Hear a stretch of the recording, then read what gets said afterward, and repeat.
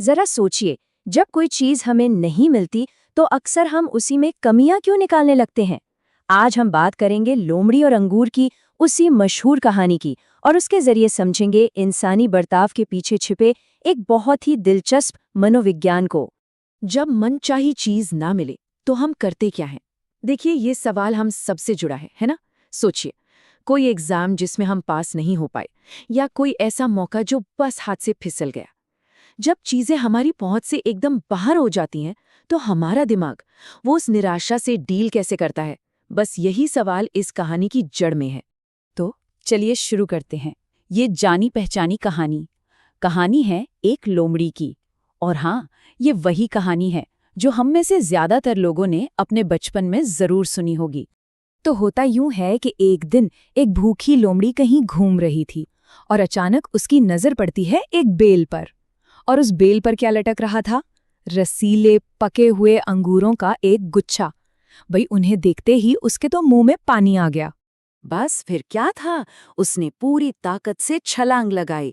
एक बार, दो बार, कई बार। वो उन अंगूरों को पाने के लिए एकदम बेताब थी, लेकिन हर कोशिश नाकाम हो रही थी। अब धीरे धीरे उसे निराशा घेरने लगी थी।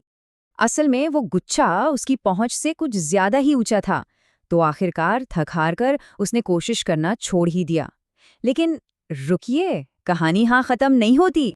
और अब आता है इस कहानी का सबसे मजेदार, सबसे दिलचस्प मोड़। जब लोमड़ी को ये एहसास हो गया कि वो इन अंगूरों तक नहीं पहुंच सकती, तो उसने कुछ ऐसा कहा जो इस कहानी की पहचान बन गया। उसने खुद को तसल्ली दी, और जानते हैं क्या कहा? कहा, अरे छोड़ो भी, ये अंगूर तो वैसे भी खट्टे हैं, इन्हें खाकर भी क्या मिलना है। और बस ये कहकर वो वहां से चली गई। पर सवाल ये है कि इस बात का आखिर मतलब क्या है? तो लोमड़ी के इस रवैये से, इस बर्ताव से हमें क्या सीखने को मिलता है? देखिए, हर कहानी की तरह इसकी भी एक सीख है। और ये सीख ऊपर से देखने में भले ही सीधी साधी लगे, लेकिन इसके मायने बहुत बहुत गहरे हैं।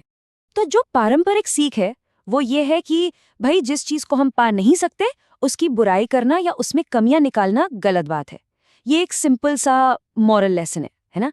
लेकिन इसके पीछे जो मनोविज्ञान है वो बहुत गहरा है। तो चलिए अब इस कहानी के मनोवैज्ञानिक पहलू को समझते हैं, यानी हार की साइकोलॉजी। क्योंकि लोमड़ी ने जो किया वो सिर्फ एक बहाना नहीं था, बल्कि उससे कहीं ज्यादा कुछ था।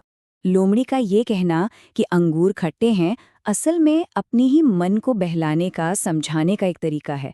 देखिए, मनोविज्ञान में इसे एक डिफेंस मैकेनिज्म कहते हैं, यानी एक तरह का मनोवैज्ञानिक बचाव।